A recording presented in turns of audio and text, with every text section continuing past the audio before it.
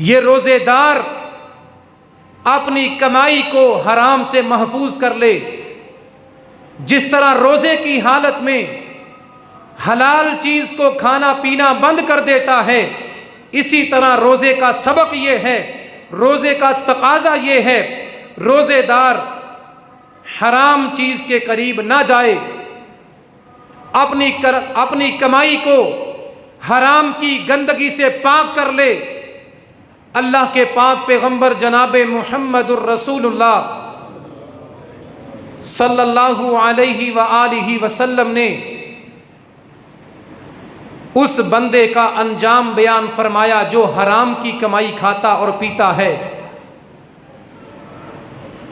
کاروبار کر رہا ہے، کاروبار کے لیے اپنا مال بیچنے کے لیے اپنے گاہک کو مطمئن کرنے کے لیے جھوٹ بولتا ہے، جھوٹی قسم کھا کے مال بیچتا ہے، ناجائز منافع خوری کر کے مال بیچتا ہے، غریبوں کا خون چوس کے مال بیچتا ہے، رشوت لے کے مال کماتا ہے، کسی غریب اور مسکین کے مال پہ قبضہ کر کے مال کماتا ہے۔ اللہ کے پاک پیغمبر صلی اللہ علیہ وآلہ وسلم کی حدیث سن لیں، آپ نے فرمایا یطیل السفر اشعث اغبر یمد یدیہ یا ربی یا ربی ومطعمہ حرام وملبسہ حرام ومشربہ حرام وغذی بالحرام فَأَنَّا يُسْتَجَابُ لِذَلِكَ۔ آپ نے فرمایا ایک بندہ لمبا سفر کر کے پیدل چل کے اللہ کے گھر بیت اللہ میں پہنچتا ہے،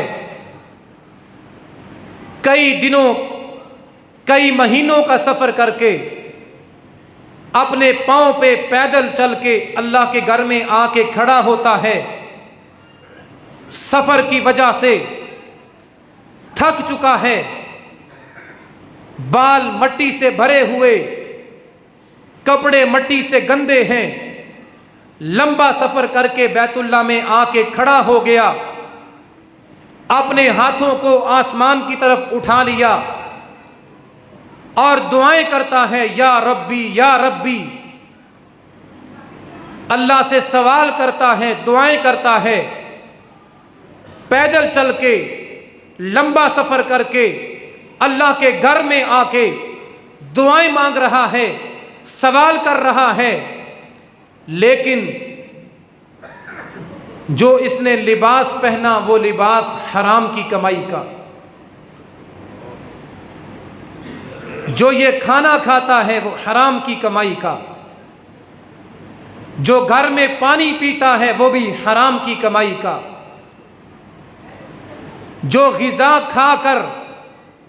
جو خوراک استعمال کر کے یہ جوان ہوا وہ خوراک بھی حرام کی کمائی سے۔ فرمایا جس کا لباس بھی حرام کا، خوراک بھی حرام کی، کھانا اور پینا بھی حرام کا، یہ لمبا سفر کر کے بیت اللہ میں آ کے دعائیں کر رہا ہے،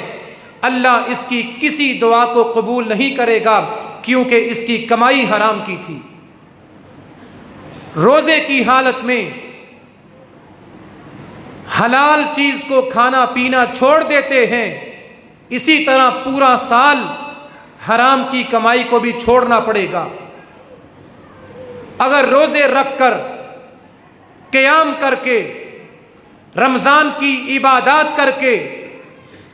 اپنی کمائی کو حلال نہیں بنایا، حرام کی کمائی سے اپنی دولت کو نہیں بچایا، انسان کی نہ دعا قبول ہوتی ہے نہ عبادت قبول ہوتی ہے۔ دعا کریں اللہ ہمیں حلال کمانے کی توفیق عطا فرمائے۔